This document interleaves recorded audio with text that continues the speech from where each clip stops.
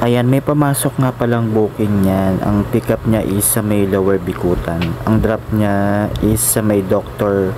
Arcadio Santos. Sa may Paranaque lang siya. Go!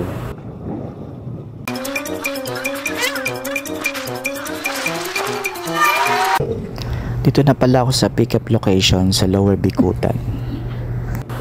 Pansin ko lang na medyo matagal siya. Tinatawagan ko, nag-ring lang siya, hindi sinasagot. So, patience pa rin, antay pa ako, baka sakaling sagutin. 2 hours later.